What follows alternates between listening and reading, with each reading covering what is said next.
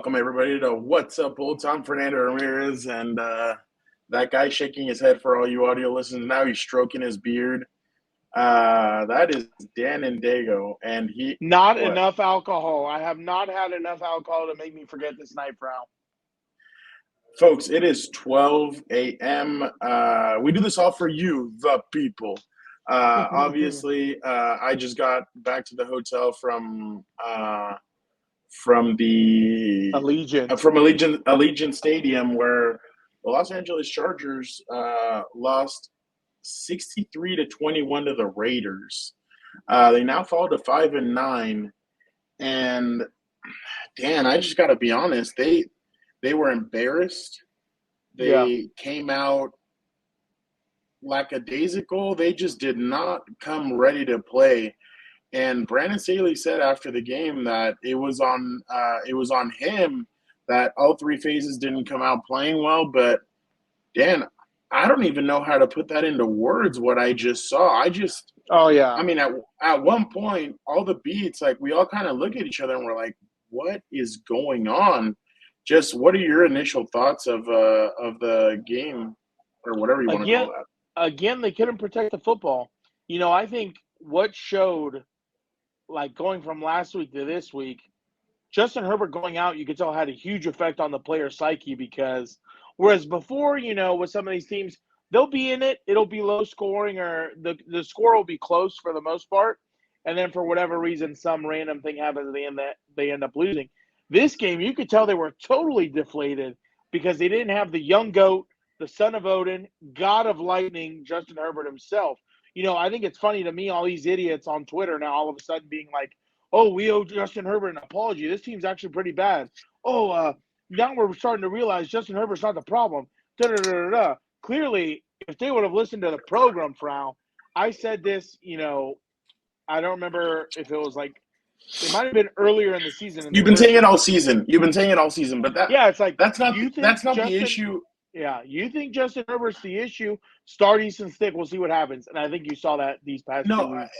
I completely understand, but that's not the issue, Dan. Like, and I don't want to put in words. And I never want to question anybody's will or want, but that just did not look like a team that they were. It's not that they didn't like they weren't ready. I think it was just like what like. Think about it. You're down a lot of guys. You're down a lot of guys. You're down Corey Linsley, Mike Williams. Keenan Allen didn't play. Justin Herbert. Yeah. It's just you're at this point where you're like, well, what the? And it's funny because after the game, Rashawn Slater was asked, and again, this is Rashawn Slater. He was asked about the game. He said, "We got our ass kicked." That is what happened because he was asked about the injuries, about Corey not being in there and the offensive line and everything. He said, "We got our ass kicked." That is all that happened. This is the fucking NFL. People get hurt. Shit happens. We have to finish. We have to play better than that. And when you hear a guy like Rashawn Slater say that, you're like, damn, okay. Like after the game, there wasn't a lot of like it was just scarce. It was Derwin.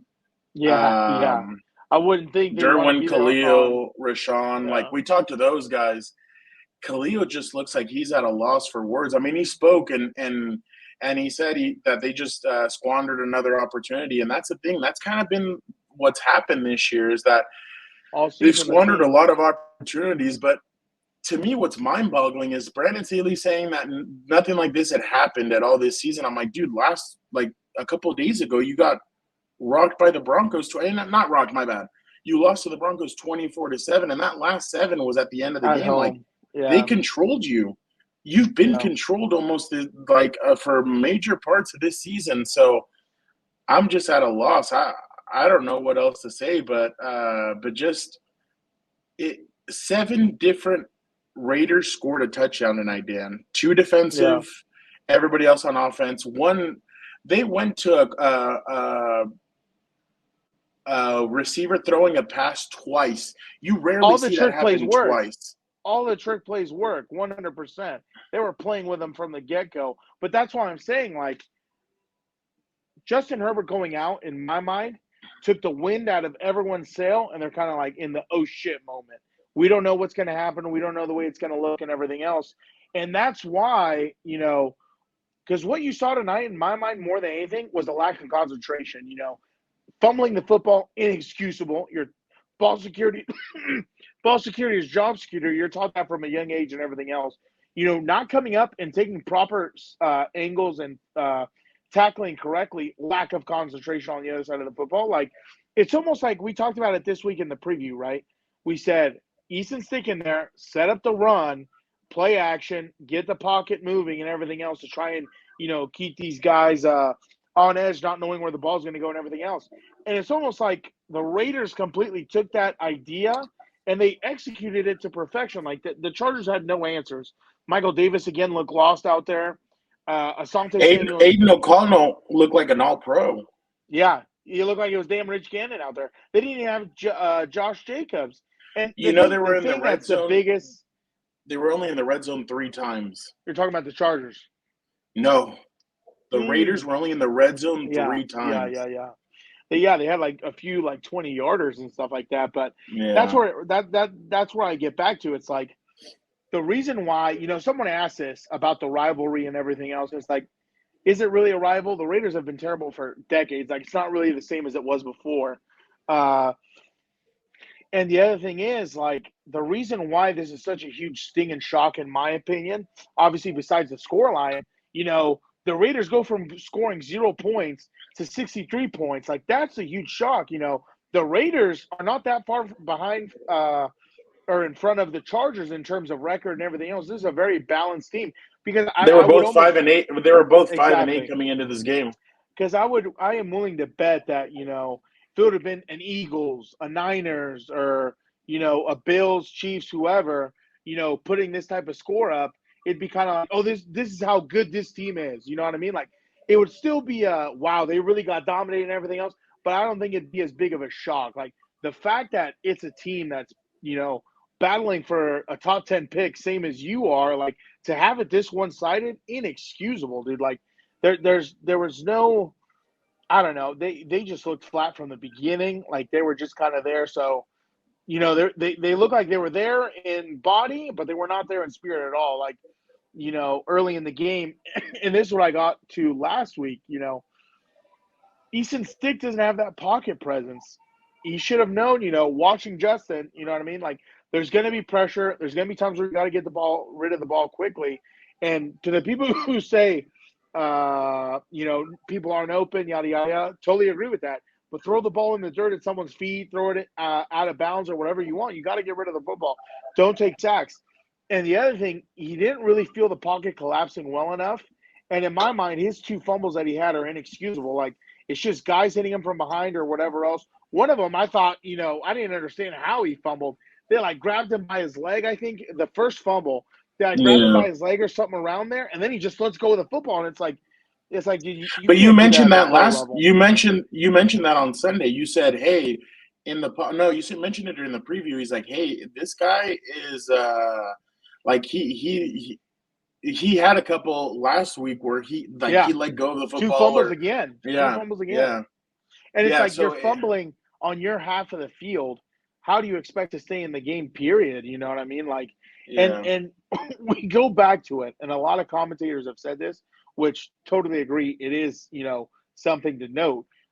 Sometimes these defensive head coaches, like a Big Fangio and some of these other guys, their offense might not be scoring, but their defenses were always excellent, very physical, very well disciplined, and everything else. And I don't think you've seen that, in the tenure so far of Brandon Staley. Like, in my mind, you can't – the 4 games last year where they said, this is who we are, da-da-da-da, like, that's not a big enough sample size in my mind. 4 games out of, 3 years. And, I'm not a mathematician, but it's not like that's not enough for me. You know what I mean? Right there of, like, playing it all together. And they've never seemed like a cohesive unit. So this year, you're right. Inconsistencies. This year, it's one game the offense has a great game and the defense is bad. Another game, the defense and the special teams do well. The offense can't. It's just been a cluster between all of it. And then even since the Packers game, I don't think this offense has looked good at all. It didn't look good against New England. It didn't look good against the Broncos. And today it just looked atrocious. But let's go to real quick. I have something I want to say, but let's go with Brandon Staley first. And let's see what Brandon has to say about tonight's or Friday's loss to the Las Vegas Raiders. I don't question the effort of our guys.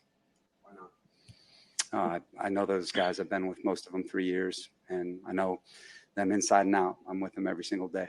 So this is just a really bad game in the NFL where nothing goes right, everything goes wrong, and it's the tough side of things. Brandon, Willie Ramirez with the Associated Press. You say nothing went right tonight. All due respect, last 3 weeks the offense has somewhat been stagnant. You pulled out a win in New England, but with 2 field goals.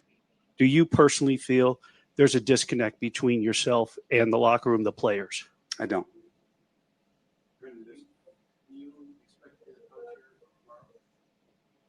I don't know that. Yes. I know that what I've done here for 3 years, and I know what I put into this, and I know that we're capable of going. I know the type of coach that I am. I believe in myself. But again, this isn't about me. This is about a group that's hurting in there. We got to get some rest, and we got to get ready for Buffalo. The season gone. This loss tonight. I mean, how do you why do you still believe that guys still believe in you, that you can go back in there and lead this team to whatever the rest of the season is? Yeah, you'll go talk to the guys after this, and you'll be able to hear from them.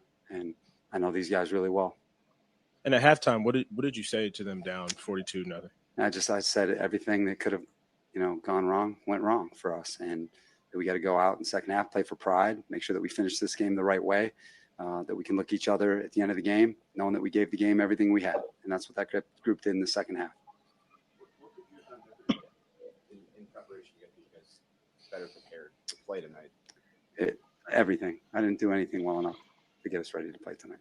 So if that's the case, then why should you be the coach? If that's games like this happen in the NFL to every coach that's ever coached in this league. You can look at any great coach that's ever coached in the league. Sometimes games like this happen, and I don't need to retrace history, but it's part of sports. Sometimes there are games where it doesn't go right, none of it, and you got to put it behind you and you got to move on to the next thing. It doesn't happen like this.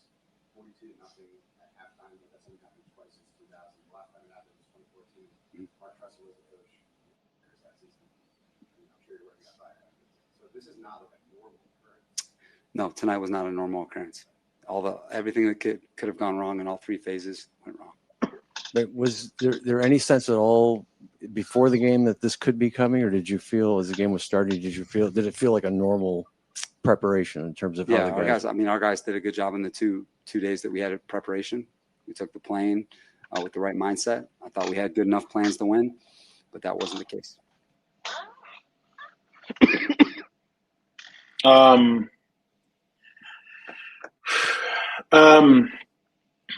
I understand what Brandon's saying, but like the part about the head coach and that it happens, yes, but it's happened to you frequently. I mean, not a blowout like this, but I'm saying like there's been games where you've just been dominated and it shows. But I'm gonna start this by saying I don't ever like to call for anybody's job. That's not the type of person I am. Who am I to question the job that somebody's done?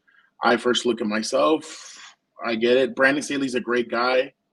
I have a relationship with him. Great guy. He's always says hi to me. Very respectful.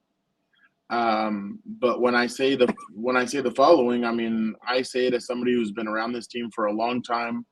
I've seen, I've heard, I've everything. And this is on Dean Spanos and this is on John Spanos. The ball's in your court now. The ball's in your court. Now it's on you to see what's going to happen. Like if they had any thought of, hey, maybe you know what? Maybe we run it back with Tom Telesco. Maybe possibly with Brandon Staley. Maybe we give him that 4th year like we gave Mike McCoy, like we gave Anthony Lynn. I'm sorry. But what happened in those when you gave him those 4th years? The Chargers have gone with first-year head coaches, and it hasn't worked. Mike McCoy It worked for 2 seasons, but there were 9-7 seasons. The next 2 seasons tanked, and like not tanked in that sense, but like it was just bad. we get it, bad. Yeah, Anthony Lynn, first 2 seasons, bad. Brandon, first 2 seasons, now 3rd season, very bad. It is falling apart. It is not looking good. You have a lot of talent, but the ball's now in Dean and John's court. They're the ones that have final say. They have to do something. And I'm not saying by Friday, by Saturday, whatever, but after this season's over, there's no way you can turn to your fan base and say, yeah, we believe in these guys. We're going to think about running it back with either one. You can't. After what you remember, Tom Telesco was a general manager for 45-0. Yeah. Tom Telesco was a general manager for 63-21, and I can't think as far back to Mike McCoy, but I remember there were games where they went to they had a couple where. What more do you need? What more do you need, Frau, than giving an 0-14 Cleveland Browns their first victory in December? Dude. Exactly. On a game-winning field goal. Yeah, exactly. So it just comes with saying the following, that this is an embarrassment, and the Chargers are looked at as a whole different light. Moving forward, they can't do what they've been doing. You have to change. You have Justin Herbert. You have a quarterback that could win you a Super Bowl potentially. He's a guy that could take this franchise. But you saw it tonight. When he's in there, at least you have a chance. Tonight, you look defeated.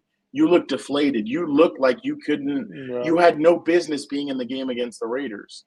So, in my opinion, if they decide to move on from Brandon Staley and Tom Telesco, they need to do some soul searching, and they need to see that what has happened the last 3 years did not work.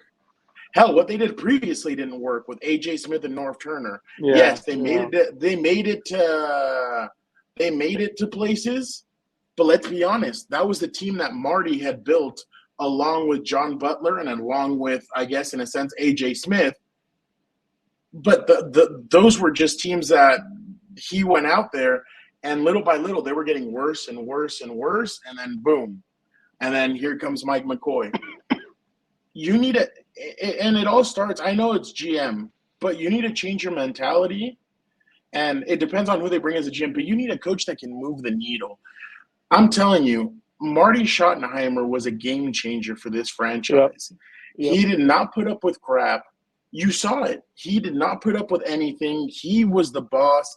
Raider week, I mean, and I'm not saying I know times have changed. I know players are a lot more buddy-buddy. I know there's not, like, LT used to hate the Raiders. Like, that's why they almost never lost to him when he was here. Those games would get nasty too. Yeah. Marty instilled that in them. Raider week meant something. And again, I'm not saying anything towards that. Like, I'm not saying that players should hate each other. No.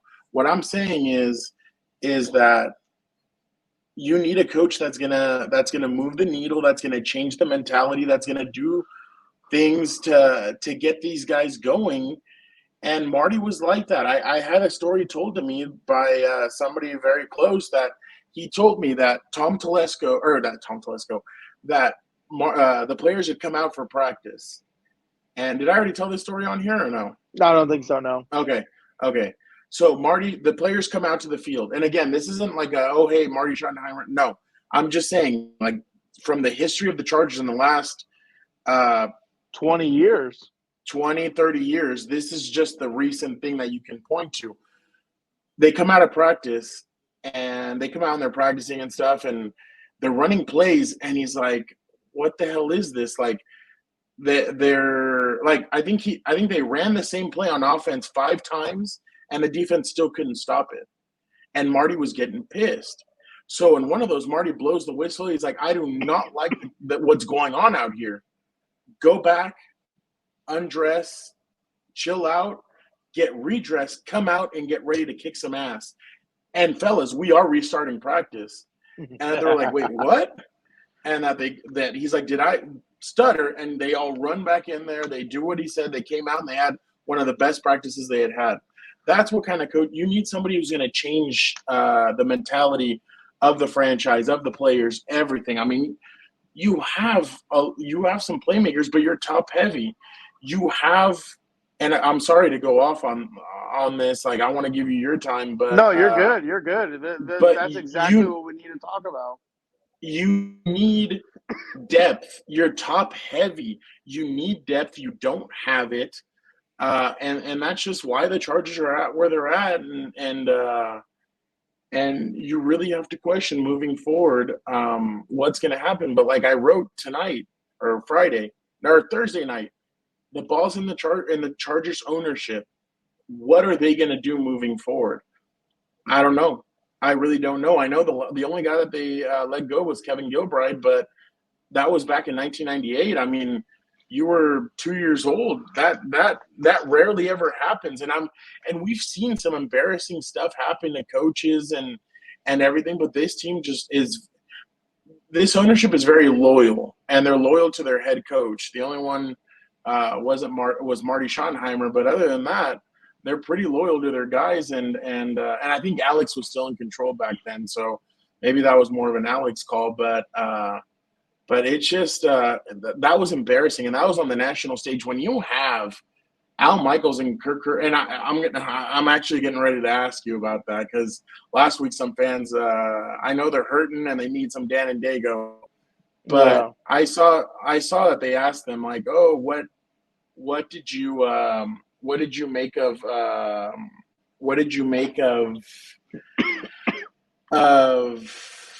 was I saying?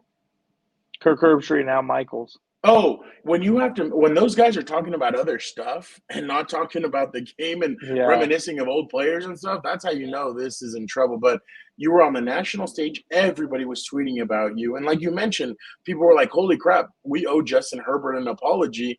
The only one that didn't was we all know who. Oh, I have a personal relationship. Like, so all of a sudden he don't want to talk.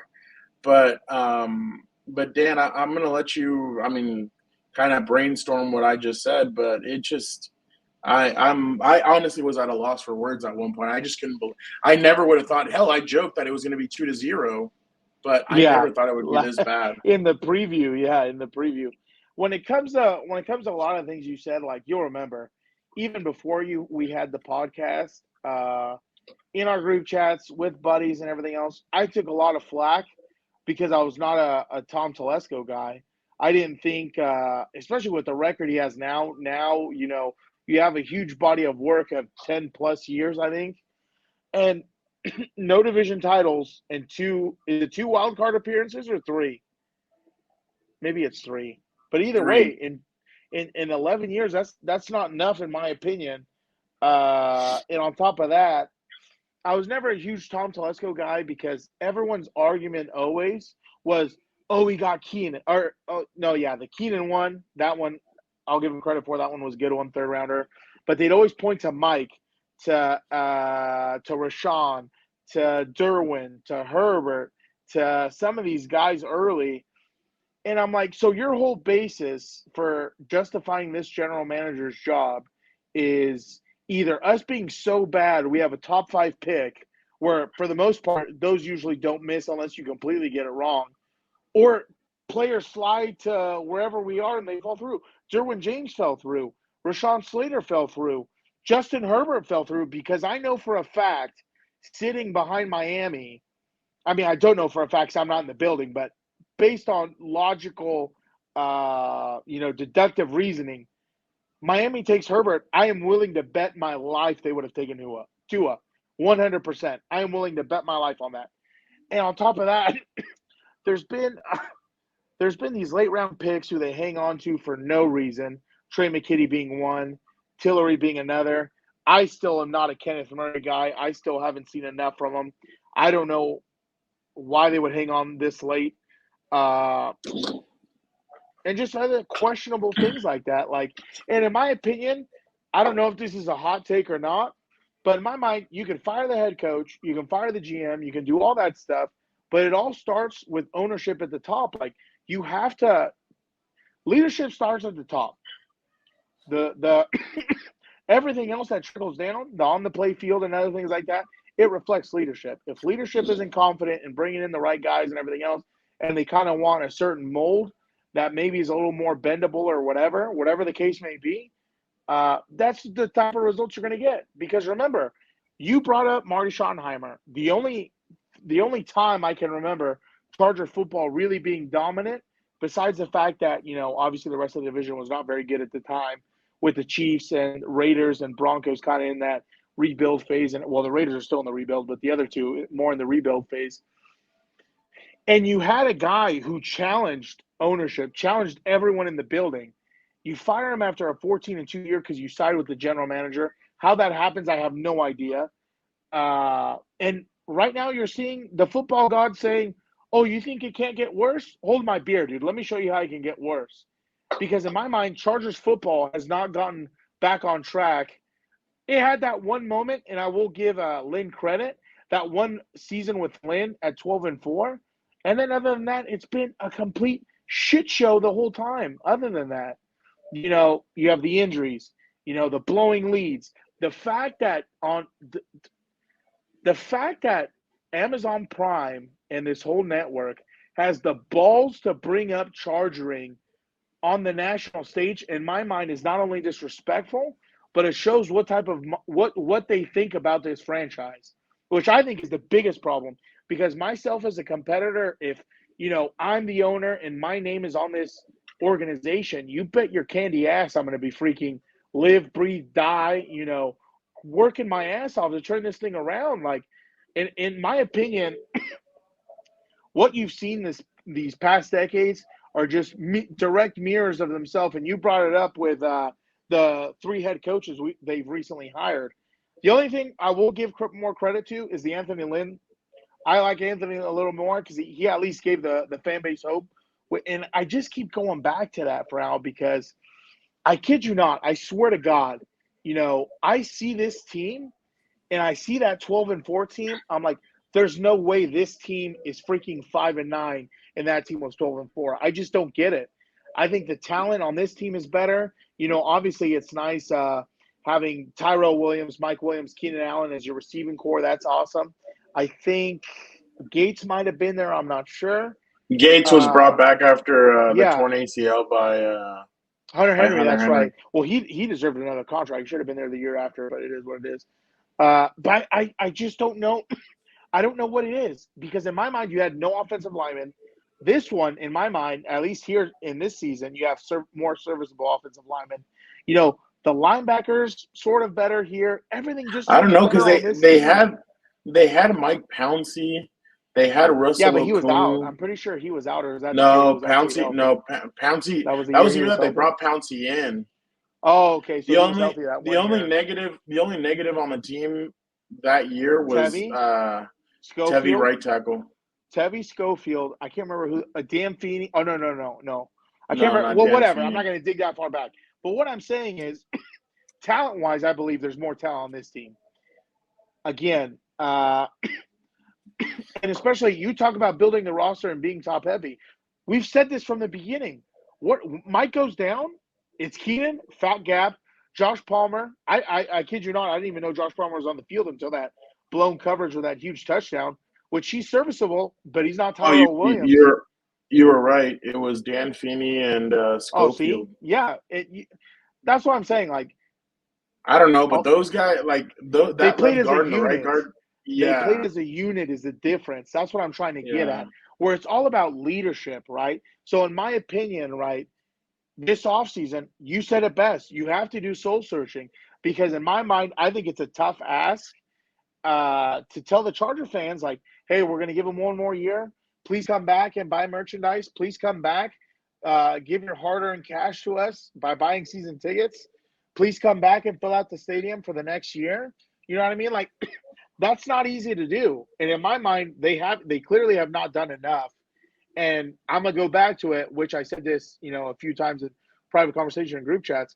I personally don't like the idea, the same as I don't like the idea of a head coach being a play caller. I don't like the idea of ownership meddling and being president of football operations and all this other stuff. I personally don't understand and don't think John Spano should be president of football operations. I think this is the perfect time to say, hey, you know what? We tried it. I don't think it's worked too well, clearly, because of the results on the field. Let's bring in someone with pedigree, with caliber. Who that would be, I have no idea. You could talk to I don't know if anyone's in the Aussie. No, hold on. What's his name? The guy from the Ravens. Is it Ozzie Newsome? No, but he's basically in a No. different role now. I don't mean him bringing him in. I'm saying getting someone from that tree, getting someone from some of these organizations who've had winning years. Because again, like we've talked about, Ravens and Steelers have had some down years, but they still play to their brand of football, and they're always going to be a difficult team. That's not going to happen. I'm just telling you now. That's what I'm saying. No, okay, but that's what I'm saying. Okay. Like, if you're not going to change or challenge yourself in a way, they're not going to change. Well, that's what I'm saying. Like, then it's going to be even tougher because, in my mind, you hire, everybody's all hot and bothered with a Ben Johnson. That's your first-year head coach. With a GM, if it's Tom or not, I have no idea. And what type of GM you bring in, I have no idea. Because let me tell you something. You try and bring in a Harbaugh, or you try and bring in, the rumor, of course, and again, speculation. Bill Belichick's not going to put up with half of this stuff, dude. Sean Payton would have put up with half of this stuff. And it's like they all would have challenged ownership either for control of the team or whatever else and building it. And it's like that's the thing they really need to figure out what to do, because clearly the way it's going has not worked. Because like you previously mentioned, you put these guys together, all three of these guys. The only one you have to brag about is Lynn's 1 year of 12-4. And it's like, other than that, you have nothing really to show for it. Like, all it's been is, maybe we'll catch the Chiefs. And it's like 1 year out of those combined, like, what is it? Like 8 or 9? He only beat them once. Who did? Lynn. Brandon. Oh, yeah. Yeah, he's only beat them once. That's what I'm saying. Like, we've all seen his record against Super Bowl winning head coaches. It's not good.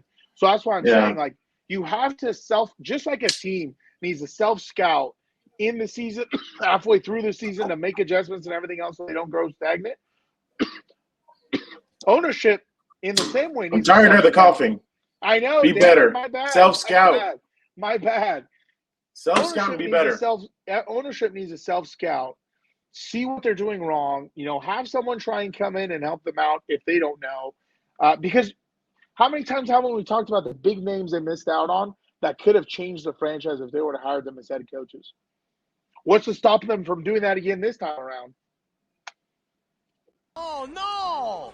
We suck again!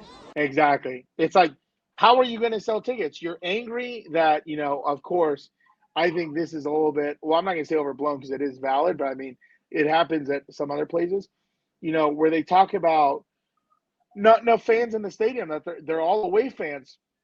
How do you fix that, Frown? Winning fix it all. Win and they'll come. Exactly. It's as simple as that. But like, how invested they are and everything else, who knows? Maybe they just want to compete. I don't know.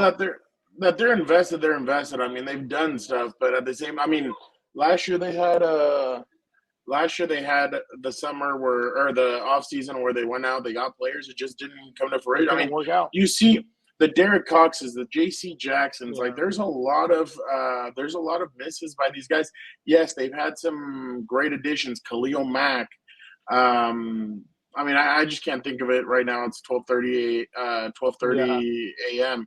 I mean, they've had, both guys have had their positives, but there's a lot of negatives, and recently there's been a lot of negatives. It's that's the problem. Thing, but the recently, because you know what people are thinking about after today, that Jacksonville game, the wild card, because that sour taste is in a lot of people's mouth from last season, and unfortunately, it's followed them into this year, and this just stops it.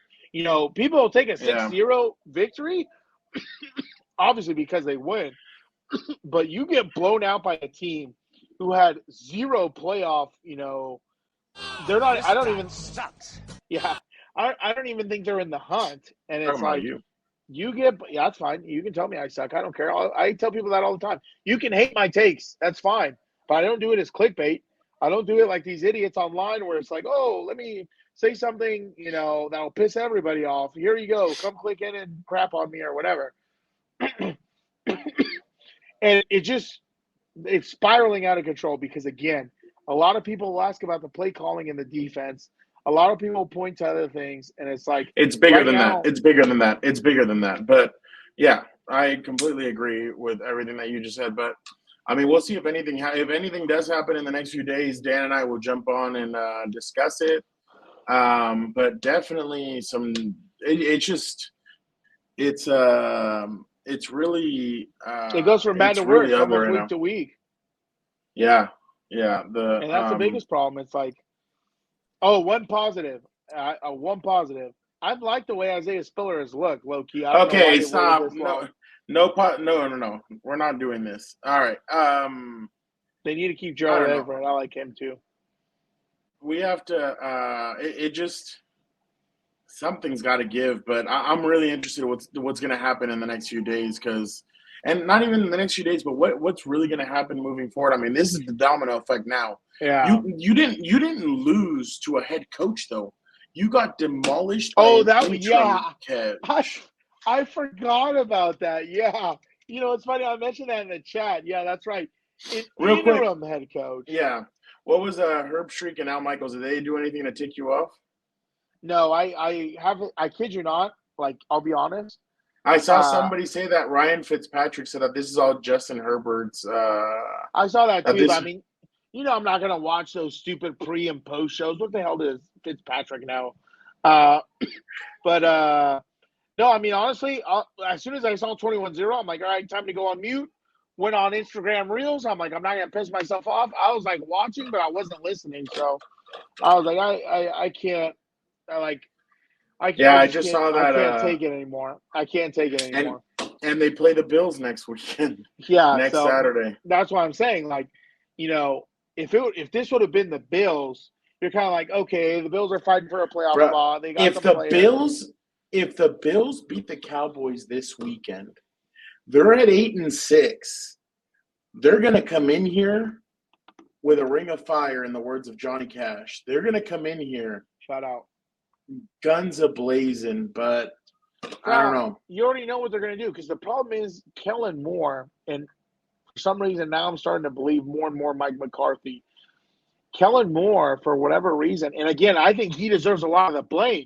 Everybody wants to say, let's make him interim. I don't know what you're going to make him interim for. I mean, as a fall guy, I guess, but I don't think he's really, like, I don't think he's been consistent enough even when Herbert was in the game. But but coming off of that, right, I'm starting to believe a little bit more big Mike McCarthy out there in Dallas that this fool just wants to sling the ball. Like, he doesn't want to run the football. I think at times he just abandons the run. His run scheme is not very good. I haven't been impressed this whole season with it. But all right, well, let's just wrap up. If anything happens, we will jump on and let you guys know. Again, we appreciate you guys so much for jumping on. We will be, like I said, if something happens, we will jump on. But if nothing happens, then we'll stay radio side, or we'll be we'll in and out through. We'll see what happens with this happens, but it's just it's definitely interesting to see what's happening. One thing for sure. One thing for sure. Get in the comments, put your predictions, and we'll try and bring them up for the preview for the Bills. I don't know. I mean, we'll see what happens. But man, this is what it is now, dude. I mean, the Sharks are circling, Frau. There's no other way to put it. The Sharks are circling. Monday. Wait, what's today? Thursday? Actually, no, tomorrow they're probably all going to talk about it. All the ESPNs, you expect McAfee to have a segment on it. Expect, half of these other idiots on TV suck besides McAfee. Obviously, our Coach JB, his ass going to have a whole segment of it. Yeah. Sorry for the smoker's cough over here. All right. I'm going to put you on mute. I'm going to end this. All right, well, we appreciate you. We apologize for Dan and Daygo. He's under the weather, been under the weather, but he is championing on. I have put him on mute. Charger fans, if I can leave you with anything, I hope this is a little consolation. The night is darkest just before the dawn. And I promise you, the dawn is coming. Obviously, They're gonna kill you for that one, fool. That was hilarious, though. hey, I didn't want to go away. I didn't want to go away from us doing at least one funny video. I mean, I know I'm sure everybody's frustrated, but hey, I'm here to bring the light. Have a great weekend, dude. Don't let this bother Yeah. you. Have a great weekend, dude. Be surrounded by Exactly. loved ones. Tell somebody you love them. Give them a hug and a kiss. Enjoy a nice meal, dude. Go watch a movie. Do whatever. Don't let this bother you. It is what it is. But again, we appreciate you guys so much for jumping on. We're gonna sign off for now. But like I said, if anything happens, we will jump on. You'll get our thoughts. Maybe we can get Gilberto to jump on with us. We'll see what happens on that side, because Gilberto and Dan would just go. That'd be an interesting combo to see again. But again, thank you guys so much for jumping on, for listening. Again, have a great rest of your Friday. Have a great weekend. Thank you guys so much again for rocking with us. And yeah, thank you guys so much. Have a good one. And don't forget to like, comment, subscribe. Be a compa, tell a compa. Thank you guys so much.